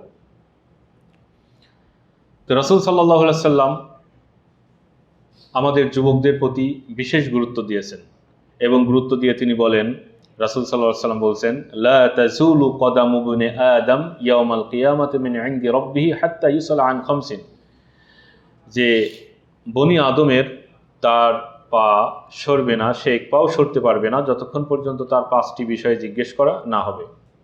তার ভিতরে একটি হলো আন উমরিহি ফিমা আফনাহ, সে তার জীবন কোন কাজে ব্যয় করেছে। ওয়ান শাবাবিহি ফিমা আবলা, এবং তার যৌবন কিসে ব্যয় করেছে। আপনার যৌবন আপনি কোন পথে ব্যয় করলেন, ইসলামের পথে নাকি অনিসলামিক কাজে। এই বিষয়ে যতক্ষণ পর্যন্ত আপনি আল্লাহর কাছে সদুত্তর দিতে না পারবেন, ততক্ষণ পর্যন্ত আপনি কিয়ামতের মাঠ থেকে সরতে পারবেন না, আল্লাহর কাছ থেকে আপনি সরতে পারবেন না। তাহলে আল্লাহ রব্বুল আলামিন রাসূল সাল্লাল্লাহু আলাইহি সাল্লামের মাধ্যমে যুবকদেরকে তাদের যৌবনকে যেন ভালো কাজে ব্যয় করে, সেই ব্যাপারে আমাদের অগ্রিম বার্তা দিয়ে দিয়েছেন। সেটা হলো আল্লাহর কাছে আমাদের যৌবনকালের হিসাব দিতে হবে। এই জন্য রাসূল সাল্লাল্লাহু আলাইহি সাল্লাম আমাদেরকে এই বিষয়ে সতর্ক করেছেন। শুধু তাই নয়, রাসূল সাল্লাল্লাহু আলাইহি সাল্লামকে আমরা ভালোবাসবো কেন? রাসূল সাল্লাল্লাহু আলাইহি সাল্লাম আমাদেরকে দেখার আকাঙ্ক্ষা করেছেন, আমাদেরকে দেখতে চেয়েছেন, সামগ্রিক মুসলিমদেরকেই, কিন্তু তার ভিতরে যুবকরা অন্যতম। রাসূল সাল্লাল্লাহু আলাইহি সাল্লাম তিনি বলছেন যে আমি প্রত্যাশা করি যে আমি আমার ভাইদের সাক্ষাৎ করব। তখন সাহাবায়ে কেরাম বললেন যে আমরা কি আপনার ভাই নই? তখন রাসূল সাল্লাল্লাহু আলাইহি সাল্লাম বললেন যে তোমরা আমার সাহাবী, আর আমার ভাই তো হলো তারা যারা আমার প্রতি ঈমান এনেছে কিন্তু এখনো আমাকে দেখে নাই। আল্লাহু আকবার। রাসূল সাল্লাল্লাহু আলাইহি সাল্লাম এতটা উদ্গ্রীব ছিলেন যে তিনি আমাদের সাক্ষাৎ চাইতেন, যে আমরা ঈমান আনছি অথচ আমরা তাকে দেখি নাই। তো এই জন্য রাসূল সাল্লাল্লাহু আলাইহি সাল্লাম তিনি আমাদের দেখার ব্যাপারে উদ্গ্রীব। আর আপনারা যারা শাবাব, তারা তো এই মানুষের মাঝে সর্বাগ্রে অবস্থান করছেন। অনুরূপভাবে রাসূল সাল্লাল্লাহু আলাইহি সাল্লাম যুবকদেরকে উপদেশ দিয়েছেন যেন আমরা আমাদের যৌবনকালকে গনিমত হিসাবে মনে করি। রাসূল সাল্লাল্লাহু আলাইহি সাল্লাম আমাদেরকে বলছেন যে আমরা যেন আমাদের এই যৌবনকালকে গনিমত হিসাবে মনে করি। আপনাকে যদি একটা মার্কেটে ছেড়ে দেওয়া হয় এবং বলা হলো যে এই মার্কেট থেকে আপনি এক বস্তা যা নিতে পারবেন, সময় হলো 5 মিনিট, তো আপনি এই 5 মিনিটে দেখা যাচ্ছে যে বস্তায় কি ভরবেন মানে হুঁশ পাবেন না, ঠিক আছে, যে সবগুলোই মনে যায় যে আমি তাড়াতাড়ি 5 মিনিটে নিয়ে নিই। আমাদের যৌবনকালকে এরকম একটা সময়ের ভিতরে বেঁধে দিয়েছেন এবং রাসূল সাল্লাল্লাহু আলাইহি ওয়াসাল্লাম বলেছেন যে এই যৌবনকালকে তুমি গনিমত মনে করো। গনিমত তো হলো যুদ্ধলব্ধ মাল। তো আমাদেরকে এই যৌবনকালটাকে যুদ্ধলব্ধ মালের মতো মনে করতে বলেছেন, ঠিক আছে। রাসূল সাল্লাল্লাহু আলাইহি ওয়াসাল্লাম আব্দুল ইবনে আব্বাস থেকে বর্ণিত, তিনি বলছেন যে রাসূল সাল্লাল্লাহু আলাইহি ওয়াসাল্লাম বললেন, ইগতানিম খামসান ক্বাবলা খামসিন, তোমরা 5টা বিষয়ের পূর্বে গনিমত মনে করো।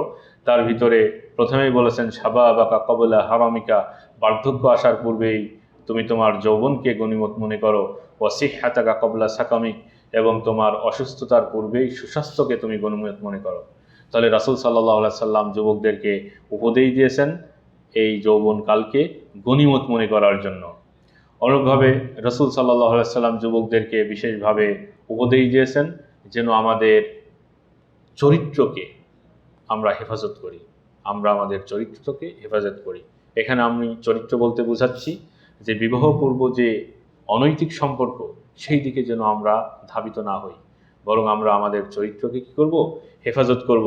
এ প্রসঙ্গে রাসূল সাল্লাল্লাহু আলাইহি সাল্লাম বলেন, ইয়া শাবাবা কুরাইশ, হে কুরাইশের যুবকেরা, লা তাজনু, তোমরা ব্যভিচারে লিপ্ত হও না। আলা মান হাফিযা ফারজাহু ফালাহুল জান্নাহ, যে ব্যক্তি তার লজ্জাস্থানের হেফাজত করবে তার জন্য হলো জান্নাত। তাহলে তিনি কুরাইশদের যুবকদের উদ্দেশ্য করে বলেছেন, কিন্তু এটা আমাদের জন্য প্রযোজ্য, এটা সকল যুগের যুবকদের জন্য প্রযোজ্য হলো আমরা আমাদের চরিত্রের হেফাজত করব। এই হাদিসে বললেন যে ফালাহুল জান্নাত, তার জন্য জান্নাত। অন্য হাদিসে এসেছে তিনি বলছেন যে মাইয়াজমানুলি মা বাইনা লাহিয়াইহি ওয়া মা বাইনা রিজলাইহি আজমানু লাহুল জান্নাহ, যে ব্যক্তি তার 2 চওয়ালের মাঝখানের বস্তুকে হেফাজত করবে এবং তার 2 পায়ের মধ্যবর্তী লজ্জাস্থানকে হেফাজত করবে, আমি তার জন্য জান্নাতের জিম্মাদার হচ্ছি। তাহলে এই হাদিস থেকে আমরা চরিত্র হেফাজতের অত্যন্ত গুরুত্ব সম্পর্কে আমরা জানতে পারলাম। শুধু তাই নয়, রাসূল সাল্লাল্লাহু আলাইহি সাল্লাম তিনি বিদায় হজের আরাফার ময়দানে তিনি আল ফদল ইবনে আব্বাস আরেকজন ছেলে হলেন ফাদল, তাকে পিছনে বসিয়ে নিয়ে তিনি বাহনের পিঠে আছেন। এমত অবস্থায় একজন যুবতী নারী এসে রাসূল সাল্লাল্লাহু আলাইহি সাল্লামের কাছে তার বাবার পক্ষ থেকে হজ করা সম্পর্কে ফতোয়া জিজ্ঞেস করলেন যে আমার বাবা বৃদ্ধ হয়ে গেছে, আমি কি তার পক্ষ থেকে হজ করতে পারবো কিনা। তখন ফজল ইবনে আব্বাস তিনি আবার ওই যুবতী নারীর দিকে বারবার তাকাচ্ছিলেন। তখন রাসূল সাল্লাল্লাহু আলাইহি ওয়াসাল্লাম ওনার ঘাড়টা ধরে ঘুরিয়ে দিলেন। তখন রাসূল সাল্লাল্লাহু আলাইহি ওয়াসাল্লামের চাচা আব্বাস রাদিয়াল্লাহু তাআলা আনহু ওই নারী চলে গেলে তিনি জিজ্ঞেস করলেন যে আপনি কেন তার ঘাড় ঘুরিয়ে দিলেন? তখন রাসূল সাল্লাল্লাহু আলাইহি ওয়াসাল্লাম বললেন, রাআইতু শাব্বান ওয়া শাব্বাতান ফালাম আমানিশ শাইতান আলাইহিমা। আমি একজন যুবক এবং যুবতীকে দেখলাম এবং এই তাদের মাঝে আমি শয়তানকে কি করলাম না, নিরাপদ মনে করলাম না। কারণ একজন যুবক যখন আরেকজন যুবতীর দিকে তাকাচ্ছে তখন এর মাঝখানে শয়তান এসে কি করতে পারে, তাদের মাঝে একটা সম্পর্ক তৈরি করে দিতে পারে। এই জন্য আমি তার ঘাড়টা কি করলাম, ঘুরিয়ে দিলাম। এটি ইমাম তিরমিজি বর্ণনা করেছেন এবং শেখ আলবানী রাহিমাহুল্লাহ হাদিসটিকে হাসান বলেছেন। এখন যদি কোনো যুবক সে তার চরিত্রের হেফাজত করতে চায়, তার জন্য করণীয় কি? রাসূল সাল্লাল্লাহু আলাইহি সাল্লাম বলেছেন, ইয়া মা'শারাশ শাবাব, হে যুবক সম্প্রদায়, মান ইসতাতা মিনকুমুল বাআতা ফালইয়াতাজাওয়াজ, তোমাদের মাঝে যে বিবাহ করতে সামর্থ্য রাখে সে যেন বিবাহ করে নেয়। ফাইন্নাহু আগাযযু লিল বাসার, কেননা এটি হলো চক্ষুকে অবনত করে, ওয়া আহসানু লিল ফারজ, এবং লজ্জাস্থানকে হেফাজত করে। ওয়ামান লাম ইয়াস্তাতি, এখন যদি কেউ বিবাহের সামর্থ্য না রাখে তাহলে ফালাইহি বিসসাওম, সে যেন রোজা রাখে। ফাইন্নাহু লাহু বিজা, তাহলে এটা তার জন্য একটা ঢাল স্বরূপ।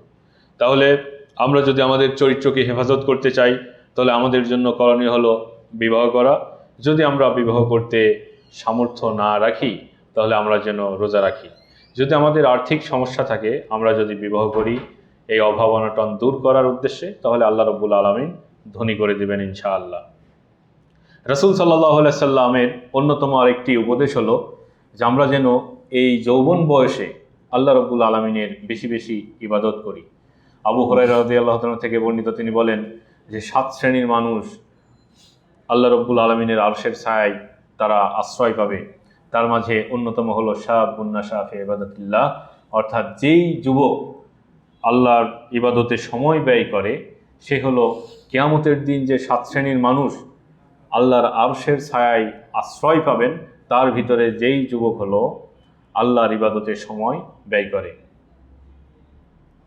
একজন রাসূল সাল্লাল্লাহু আলাইহি সাল্লামের খাদেম ছিলেন, ইয়াং খাদেম, তিনি হলেন রবিআত ইবনে কাব আল-আসলামি। তিনি রাসূল সাল্লাল্লাহু আলাইহি সাল্লামের সাথে রাত্রি যাপন করলেন এবং অজুর পানি রাসূল সাল্লাল্লাহু আলাইহি সাল্লামের জন্য এনে দিলেন। এনে দেওয়ার পরে এই সাহাবী, যুবক সাহাবী, তিনি বলছেন না, রাসূল সাল্লাল্লাহু আলাইহি সাল্লাম তাকে বললেন, সাল্লি, আমার কাছে কিছু চাও। তখন এই সাহাবী রবিআত ইবনে কাব আল-আসলামি তিনি বললেন, আসআলুকা মুরাফাকাতাকা ফিল জান্নাহ, আমি আপনার সাথে জান্নাতে থাকতে চাই। দেখেন যুবকরা রাসূল সাল্লাল্লাহু আলাইহি সাল্লামকে কত ভালোবাসতেন। তিনি যুবক মানুষ, তিনি রাসূল সাল্লাল্লাহু আলাইহি সাল্লামের সাথে রাত্রি যাপন করছেন এবং রাতে অজুর পানি এনে দিলেন। পানি এনে দেওয়ার প্রেক্ষিতে রাসূল সাল্লাল্লাহু আলাইহি সাল্লাম বললেন যে তুমি এই রাতে তুমি আমার জন্য পানি নিয়ে আসলে, এখন তুমি আমার কাছে কিছু চাও। তিনি বললেন, আল্লাহ রাসূল, আমি জান্নাতে আপনার সাথে থাকতে চাই। তখন রাসূল সাল্লাল্লাহু আলাইহি সাল্লাম বললেন, ফাইন্নী আলা নাফসিকা বিকাসরাতিস সুজুদ, তুমি বেশি বেশি সাজদা করো, মানে নফল নামাজ পড়ো। তাহলে রাসূল সাল্লাল্লাহু আলাইহি সাল্লাম ইনাকে যেই উপদেশ দিলেন সেই উপদেশটা আমাদের জন্য। আমরাও যদি বেশি বেশি নফল নামাজ পড়ি তাহলে এর মাধ্যমে আমরা রাসূল সাল্লাল্লাহু আলাইহি সাল্লামের সাথে জান্নাতে থাকতে পারবো। অনুরূপভাবে এই একই উপদেশ আব্দুল্লাহ ইবনে ওমর রাদিয়াল্লাহু তাআলা আনহুকে দিয়েছিলেন। এটা একটা লম্বা হাদিস, আমি শেষের দিকে বলি যে রাসূল সাল্লাল্লাহু আলাইহি সাল্লাম বললেন, ইন্না আব্দুল্লাহ রাজুলুন সালেহ, আব্দুল্লাহ ইবনে ওমর একজন নেককার মানুষ, লাউ কানা ইউকসিরুস সালাতা মিনাল লাইল, সে যদি রাতে বেশি বেশি নামাজ পড়তো। আল্লাহ রাসূল বললেন সে যদি রাতে বেশি বেশি নামাজ পড়তো, তার মানে বেশি বেশি নামাজ পড়তে বললেন। তাহলে আমরা যারা যুবক, আব্দুল্লাহ ইবনে ওমর অনেক কম বয়সী, ওমর রাদিয়াল্লাহু তাআলার ছেলে, অনেক কম বয়সী সাহাবী, তো তাকেও রাসূল সাল্লাল্লাহু আলাইহি সাল্লাম কি করলেন, বেশি বেশি নামাজ পড়ার জন্য উপদেশ দিলেন। তাহলে রাসূল সাল্লাল্লাহু আলাইহি সাল্লামের ভিতরে, রাসূল সাল্লাল্লাহু আলাইহি সাল্লামের সাহাবীদের মাঝে যারা যুবক সাহাবী, তাদেরকে যে উপদেশ দিয়েছেন সেই উপদেশটা আমাদের জন্য প্রযোজ্য, আমাদেরকেও সেগুলো পালন করতে হবে। শুধু তাই নয়, রাসূল সাল্লাল্লাহু আলাইহি সাল্লামের একজন যুবক সাহাবী তিনি অসুস্থ হলেন। আনাস রাদিয়াল্লাহু আনহু থেকে বর্ণিত, তিনি বলছেন যে নবী সাল্লাল্লাহু আলাইহি সাল্লাম দাখালা আলা শাবিন ওয়া হুয়া ফিল মাউত, আল্লাহ রাসূল একজন যুবক সাহাবীর নিকট প্রবেশ করলেন, সে হলো মৃত্যুশয্যায় শায়িত। আল্লাহ রাসূল বললেন, কাইফা তাজিদু, তুমি এই মৃত্যুশয্যায় শায়িত অবস্থায় নিজেকে কেমন মনে করছো বা কি ভাবছো তুমি এখন এই অবস্থায়? তিনি বললেন, আরজুল্লাহ ইয়া রাসূলুল্লাহ ওয়াখাফু যুনুবি, হে আল্লাহ আমি আল্লাহর কাছে ভালোর প্রত্যাশাও করছি, আবার আমি যে পাপগুলো করে ফেলেছি এটা নিয়ে আমি ভয় পাচ্ছি। তখন রাসূল সাল্লাল্লাহু আলাইহি ওয়াসাল্লাম তাকে সান্ত্বনা দিয়ে বললেন, লা ইয়াজতামিআনি ফি কলবি আবদিন ফি মিসলি হাযাল মাওতিন, এই রকম অবস্থায় কোনো বান্দার অন্তরে যখন দুটো বিষয় যখন এরকম দুটো অবস্থা একত্রিত হয়, অর্থাৎ সে আল্লাহর সওয়াবও প্রত্যাশা করছে, আল্লাহর ভয়ও করছে, এবং সেটা মৃত্যুসজ্জায়, এই মৃত্যুসজ্জায় যদি কেউ আল্লাহর ভয়ও করে, আল্লাহর সওয়াবও প্রত্যাশা করে, তাহলে ইল্লা আতাহুল্লাহু মা ইয়ারজু, তাহলে সে যেটা প্রত্যাশা করে আল্লাহ রাব্বুল আলামিন তাকে সেইটা দান করেন। সুবহানাল্লাহ। ওয়া আমানাহু মিম্মা ইয়াখাফ, এবং সে যা থেকে ভয় পাচ্ছে সেটা থেকে তাকে নিরাপদে রাখেন। তো এখান থেকে আমাদের দেখার বিষয় যে যুবকদের সাথে রাসূল সাল্লাল্লাহু আলাইহি ওয়াসাল্লামের সম্পর্ক, যে একজন যুবক মৃত্যুশয্যায় শায়িত, আল্লাহ রসুল তাকে দেখতে গেছেন এবং তাকে এই অবস্থায় সান্ত্বনা দিচ্ছেন। এবং এখান থেকে আরেকটা বিষয় যে আমাদের সবার গুনাহ থাকতে পারে, এবং কিন্তু আমাদের সবসময় আল্লাহর ক্ষমার প্রত্যাশা যেন আগে থাকে। তাহলে ইনশাল্লাহ আল্লাহর রসুল সাল্লাল্লাহু আলাইহি ওয়াসাল্লাম এই যুবককে যা দিয়ে সান্ত্বনা দিয়েছেন, সেটা ইনশাল্লাহ আমরাও যদি এরকম পরিস্থিতিতে আল্লাহ রব্বুল আলমীর কাছে এমন প্রত্যাশা করি, তাহলে এই হাদিস অনুযায়ী ইনশাল্লাহ আল্লাহ রব্বুল আলমিন আমাদেরকে আমাদের প্রত্যাশাটা দিবেন, আর যেটা থেকে আমরা ভয় পাচ্ছি সেটা থেকে আমাদেরকে নিরাপদ রাখবেন। রাসূল সাল্লাল্লাহু আলাইহি সাল্লাম যুবকদের প্রতি তার একটা অন্যতম গুরুত্ব দেওয়ার দৃষ্টান্ত হলো যে তিনি যুবকদেরকে বিভিন্ন দায়িত্ব দিতেন। তার ভিতরে অন্যতম একজন যায়েদ ইবনে সাবিত রাদিয়াল্লাহু তাআলা আনহু। রাসূল সাল্লাল্লাহু আলাইহি সাল্লাম যখন মদিনায় আসলেন, তখন এই যায়েদ ইবনে সাবিতের বয়স মাত্র 11 বছর। কত? 11 বছর। এইরকম একজন ছোট্ট বালককে তিনি দায়িত্ব দিলেন কি, যে ইব্রানি, ইহুদিদের যে হিব্রু ভাষা, এই ভাষাটা শেখার জন্য। আর ইনি এতটা ব্রেনি, এতটা মেধাবী ছিলেন যে মাত্র 15 দিনে তিনি কি করলেন, এই ইহুদিদের এই হিব্রু ভাষা শিখে ফেললেন। শিখে ইহুদিরা রাসূল সাল্লাল্লাহু আলাইহি সাল্লামের কাছে যে পত্রগুলো পাঠাতো, সেগুলো তিনি পাঠ করে আরবিতে অনুবাদ করে দিতেন। আবার রাসূল সাল্লাল্লাহু আলাইহি সাল্লাম যখন পত্র পাঠাতেন, সেটা হিব্রু ভাষায় লিখে ওদের কাছে পাঠানো হতো। আল্লাহু আকবার। তো রাসূল সাল্লাল্লাহু আলাইহি সাল্লাম দেখেন যে তিনি তরুণ এবং যুবকদেরকে দায়িত্ব দিয়েছেন, কারণ এটা তরুণদের দ্বারাই সম্ভব, কারণ এদের মেধা বা ব্রেন একদম পরিষ্কার, শার্প। এই জন্য যায়েদ ইবনে সাবিত রাদিয়াল্লাহু তাআলাকে এই দায়িত্ব দিলেন, এবং এই সম্পর্কিত হাদিসটা আপনারা সুনানে আবি দাউদে পাবেন, এবং হাসান সাহিহ হাদিসের মান। অনুরূপভাবে আলী রাদিয়াল্লাহু তাআলা আনহু, তিনি একজন ইয়াং আল্লাহ রসুলের চাচাতো ভাই, ছোট ছিলেন, এবং আল্লাহ রসুলের জামাতা ফাতেমা রাদিয়াল্লাহু তাআলাকে তার সাথে বিবাহ দিয়েছেন। এই আলী রাদিয়াল্লাহু তাআলাকে প্রেরণ করছেন ইয়ামানের গভর্নর হিসেবে। তখন আলী রাদিয়াল্লাহু তাআলা বললেন যে আল্লাহ রসুল, আপনি তো আমাকে ওখানে পাঠাচ্ছেন গভর্নর হিসাবে, সেখানে গিয়ে তো আমার বিচার ফায়সালা করতে হবে। ওয়ালা আদরি মাল কযা, আর আমি তো বিচার ফায়সালা সম্পর্কে অভিজ্ঞ না। তখন রাসূল সাল্লাল্লাহু আলাইহি সাল্লাম হাত দিয়ে তার বুকে আঘাত করলেন এবং তিনি দোয়া করলেন, আল্লাহুম্মা হদি কলবাহ, হে আল্লাহ আপনি তার অন্তরকে হেদায়েত দান করুন, ওয়া সাব্বিত লিসানাহ, আর তার জবানকে স্থির রাখুন, অর্থাৎ তিনি যে ফায়সালাটা করবেন সেই ফায়সালাটা যেন কি হয়, সঠিক হয়। আলী রাদিয়াল্লাহু তাআলা আনহু বলছেন, এই দোয়ার পরে ফামা শাকাকতু বা'দু ফি কদাইন বাইনা ইসনাইনি, দুইজনের মাঝে ফায়সালা করার পরে আমি আর কখনো সন্দেহে পতিত হই নাই, অর্থাৎ তিনি যথাযথ কি করেছেন, বিচার ফায়সালা করেছেন। তো আমাদের এখানে দেখার বিষয় হলো যে রাসূল সাল্লাল্লাহু আলাইহি সাল্লাম প্রশাসনিক কাজে সবসময় কি করছেন, যুবকদেরকে অগ্রাধিকার দিয়েছেন। অনুরূপভাবে রাসূল সাল্লাল্লাহু আলাইহি সাল্লামের যুবকদের সাথে সম্পর্কের আরেকটা দৃষ্টান্ত হলো যে তার যারা কাতিবে ওহী ছিল, আল্লাহ রাব্বুল আলামিন যে ওহী প্রেরণ করতেন সেগুলো লেখার জন্য যারা দায়িত্বপ্রাপ্ত ছিল, এরা ছিল ম্যাক্সিমাম যুবক। কতজন কাতিবে ওহী ছিল? ইবনু কাসির রাহিমাহুল্লাহ বলছেন যে তাদের সংখ্যা ছিল প্রায় 23 জন। তো তাদের মাঝে আমি উল্লেখযোগ্য কয়েকজনের নাম বলি। উবাই ইবনে কাব রাদিয়াল্লাহু তাআলা আনহু, তিনি মৃত্যুবরণ করেছেন 30 হিজরিতে, অর্থাৎ আল্লাহ রসুলের মৃত্যুবরণ করার পর আরও 20 বছর পরে। যায়েদ ইবনে সাবিত, তিনি মৃত্যুবরণ করেছেন 45 হিজরিতে, মানে রাসূল সাল্লাল্লাহু আলাইহি সাল্লামের মৃত্যুবরণ করার 35 বছর পরে। কত তরুণ যুবকদেরকে রাসূল সাল্লাল্লাহু আলাইহি সাল্লাম দায়িত্ব দিয়েছিলেন। মুআবিয়া ইবনে আবি সুফিয়ান, তিনি কাতিবে ওহী ছিলেন, তিনি মৃত্যুবরণ করেছেন 60 হিজরিতে, মানে আল্লাহ রসুলের মৃত্যুবরণ করার 50 বছর পরে। মুগীরা ইবনে শুআবা, তিনি মৃত্যুবরণ করেছেন 50 হিজরিতে, আল্লাহ রসুল মৃত্যুবরণ করার 40 বছর পরে।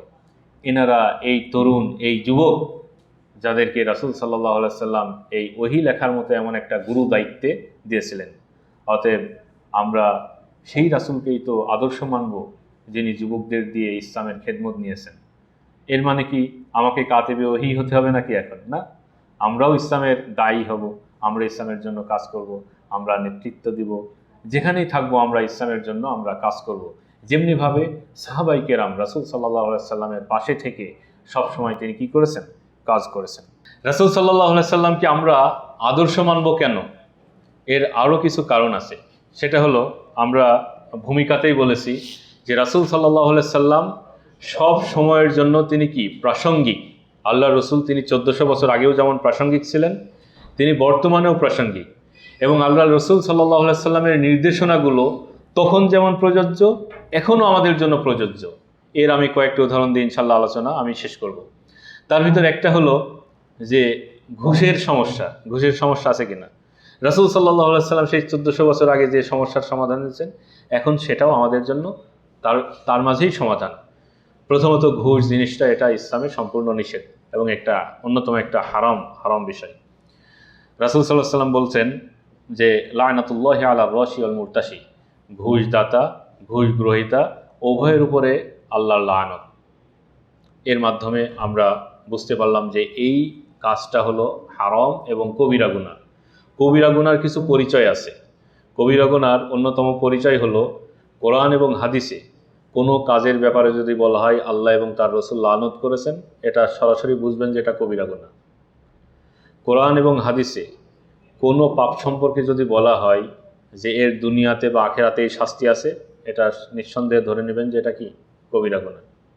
কোরআন এবং হাদিসে কোনো পাপের ব্যাপারে যদি হুমকি দেওয়া হয়, ধমকি দেওয়া হয়, তাহলে বুঝবেন যে ওটা কি? কবিরা গুনাহ। তাহলে এখানে লানাত শব্দ ব্যবহার করা হয়েছে, তার মানে কি? এই কাজটা কবিরা গুনাহ। শুধু তাই না, আমাদের সমাজে সবচেয়ে বড় যে সমস্যা সেটা এই হাদিসে আসতেছে। সেটা হলো যে উনি প্রশাসনে চাকরি করেন, উনি কোম্পানিতে চাকরি করেন, উনি একটা কাজ পাইয়ে দিচ্ছেন, তিনি সরকারের তো বেতন পাচ্ছেন, আবার যারা কাজটা পাইয়ে দিলেন সেখান থেকেও একটা কমিশন কি ওনার পকেটে পাচ্ছেন। এই সমস্যা আল্লাহ রসুলের যুগেও একবার ঘটেছে। এবং আল্লাহ রসুল কি বলেছেন দেখেন, যে একজন সাহাবী আবু হুমায়দ আস-সাঈদী তিনি বলছেন যে রাসূল সাল্লাল্লাহু আলাইহি সাল্লাম একজনকে কর্মচারী নিযুক্ত করলেন। সেই কর্মচারী আল্লাহ রসুলের কাছে আগমন করলো, এসে বলল, এই যে এই সম্পদগুলো, এগুলো আপনার জন্য, আর এটা হলো আমাকে হাদিয়া দেওয়া হয়েছে। ওয়াদা উহদিয়ালি, আর এটা আমার জন্য, আমাকে হাদিয়া দেওয়া হয়েছে। আল্লাহ রসুল বললেন, আফালা কআত্তা ফি বাইতি আবিকা উম্মিকা, তুমি কেন তোমার বাবা মার ঘরে বসে থাকলে না? ফা নাযারতা আইয়ুহদা লাকা আমলা, এরপরে দেখতে যে তোমাকে হাদিয়া দেওয়া হচ্ছে কিনা। আমরা তো তোমাকে প্রশাসক নিযুক্ত করেছি, এই জন্য তুমি এখন এসে বলছো যে এটা আপনার সরকারের, আর এটা হলো আমার জন্য কি? হাদিয়া। আল্লাহ রসুল বলছেন যে তুমি তোমার বাবার বাড়ি বসে থাকতে, তাহলে দেখতা যে তুমি কি এই হাদিয়াটা পাইতা কিনা। সুম্মা কামা রাসূলুল্লাহি সাল্লাল্লাহু আলাইহি ওয়াসাল্লাম, অতঃপর আল্লাহ রসুল দাঁড়ালেন, দাঁড়িয়ে নামাজের পরে দাঁড়িয়ে তিনি মানে খুতবার যে ভূমিকা সেটা পাঠ করলেন, আল্লাহর উপরে প্রশংসা জ্ঞাপন করলেন। এরপরে বললেন, আম্মা বাদু ফামা বালুল আমিল, কর্মচারী প্রশাসক তাদের কি হলো? নাস্তামিলুহু, তাদেরকে আমরা কাজে নিযুক্ত করি। ফায়াতিনা, অতঃপর আমাদের কাছে এসে বলে, হাযা মিন আমালিকুম, এটা আপনাদের জন্য, ওয়াহাযা উহদিয়ালি, আর এটা আমাকে হাদিয়া দেওয়া হয়েছে। আফালা কআদা ফি বাইতি আবিহি ওয়া উম্মিহি, কেন সে তার বাবা মার ঘরে বসে থেকে দেখলো না? হাল ইউহদা লাহু আমলা, তাকে হাদিয়া দেওয়া হয় কি অথবা হয় না। তাহলে এখান থেকে আমরা বুঝলাম যে আমরা যে সরকারি বেসরকারি বিভিন্ন পদে থাকি, পদে থেকে ফাইল স্বাক্ষর করে কোনো কাজের বিনিময়ে যার কাজটা করে দিচ্ছি তার কাছ থেকে আবার কিছু সুবিধা গ্রহণ করা, সেটাই হলো কি? সুদ বা ঘুষ। সেটাই হলো ঘুষ। আপনি একটা কোম্পানিকে কাজ পাইয়ে দিলেন, ওরা আপনাকে একটা গাড়ি কিনে দিল, এটা জায়েজ নেই। এই বিষয়গুলো, আর এইগুলোই আমাদের এখন বর্তমান সময়ে কি চলে? বেশি চলে।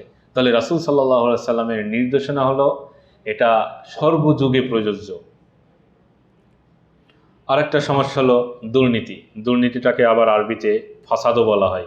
ফাসাদের একটা অর্থ বিপর্যয়, আবার আধুনিক আরবিতে আল ফাসাদ শব্দের অর্থ হলো দুর্নীতি। আমাদের প্রশাসনের তো আর একটা বড় সমস্যা হলো দুর্নীতি, যদিও আমরা যে আগে আলাপ করলাম সেটাও দুর্নীতির অন্তর্ভুক্ত।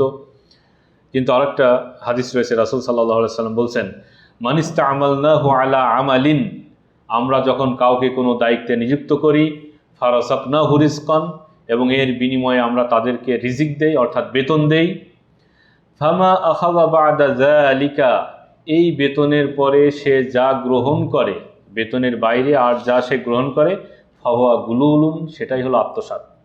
ফাহুয়া গুলুলুন, সেটাই আত্মসাৎ।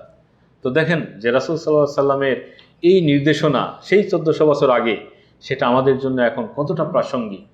তিনি একটা কত সুন্দর প্রশাসনে আপনার দায়িত্ব কতটুকু হবে, আপনি কতটুকু নিতে পারবেন আর পারবেন না, এমন উদাহরণ, এমন বিশেষ করে নির্দেশনা আমার মনে হয় না আর কারোর কাছ থেকে আপনি পাবেন। আল্লাহু আকবার। অনুরূপভাবে রাসূল সাল্লাল্লাহু আলাইহি সাল্লাম বর্তমান আমাদের, আমি এই বিষয়গুলো কেন নিয়ে আসছি, এর কারণ হলো এগুলো আমাদের যুবকদের সাথে সম্পৃক্ত। কারণ আমাদের এই যুবকরা, এরাই প্রশাসনে যাবে বা কেউ আছে, হ্যাঁ, এরা ভবিষ্যতে প্রশাসনে যাবে, তাদের এই বিষয়গুলো আমাদের জানা থাকা দরকার, রাসূল সাল্লাল্লাহু আলাইহি সাল্লামের এই নির্দেশনাগুলো। আমাদের যুবকদের জন্য সবচেয়ে আরেকটা মারাত্মক ব্যাধি হলো আল মুখাদ্দারাত, আল মুখাদ্দিরাত, অর্থাৎ যেগুলো হলো যেটাকে কি বলে, মাদকদ্রব্য।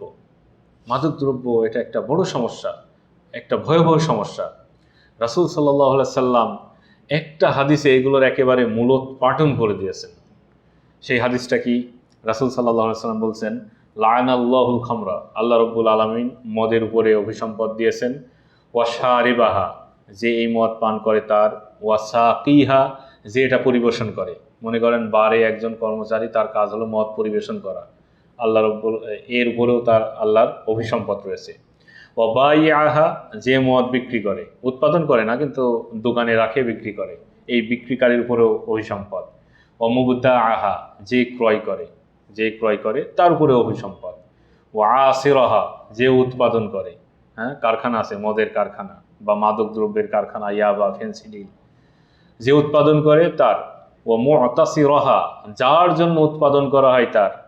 আরেকজন বলবে যে আমি এর ভিতরে নেই, আমি খালি ট্রাকে করে বাস মানে অমুক জায়গা থেকে অমুক জায়গায় আমি পৌঁছে দিই, তার উপরেও লানত। ওয়া হামিলাহা, যে বহন করে তার উপরেও। ওয়াল মাহমুলা ইলাইহি, এবং যার দিকে বহন করে নিয়ে যাওয়া হয়, একজনের দায়িত্ব হলো যে উনি ট্রাকে করে নিয়ে আসবে, আরেকজনের কাজ হলো এটা রিসিভ করে আরেক জায়গায় পৌঁছে দিবে। এই সবার উপরে রাসূল সাল্লাল্লাহু আলাইহি সাল্লাম বলছেন যে আল্লাহ রাব্বুল আলামিন কি করেছেন? লানত করেছেন। দেখেন এত জামে, মানে এটা, এগুলো থেকেই বোঝা যায় যে আল্লাহ রসুল তিনি একজন সত্য নবী। মানে মাদকদ্রব্য সম্পর্কে এমন একটা হাদিস বলে দিয়েছেন যে এর ভিতরে উৎপাদনকারী, যার জন্য উৎপাদন করা হচ্ছে, যে পরিবেশন করছে, যে বহন করছে, সবাইকে একবারে নিরুৎসাহিত করেছেন, এবং এটা কবিরা গুনাহ হিসাবে রাসূল সাল্লাল্লাহু আলাইহি সাল্লাম ঘোষণা করেছেন। তা আমরা যদি আজকে এই হাদিসটাই যদি বাস্তবায়ন করতে পারি, তো আমাদের সমাজের মাদকদ্রব্যের সমস্যা থাকবে না। এখানে মদের কথা বলা হয়েছে, কিন্তু এর উপরে আমাদের বাকি সব হেরোইন, ফেন্সিডিল, ইয়াবা সবগুলো ধরে নিতে হবে। জাস্ট খমরের জায়গায় আপনি ইয়াবা বসাই নেবেন। ইয়াবা যে বহন করছে, যে উৎপাদন করছে, যার জন্য নেওয়া হচ্ছে, যে পরিবেশন করছে, যে বিক্রি করছে, যে ক্রয় করছে, সবাই এর অন্তর্ভুক্ত হবে। আল্লাহু আকবার। এটাই হলো আমাদের রাসূল সাল্লাল্লাহু আলাইহি সাল্লামের নির্দেশনা। আর এই নির্দেশনা বাস্তবায়ন করলে আমাদের যুব সমাজের জন্য অত্যন্ত একটা উপকারী বিষয়। এছাড়াও আমাদের আরও আলোচনা রয়েছে, কিন্তু আমার মনে হয় আলোচনা দীর্ঘ হয়ে যাচ্ছে, এই জন্য আমরা এখানেই শেষ করছি।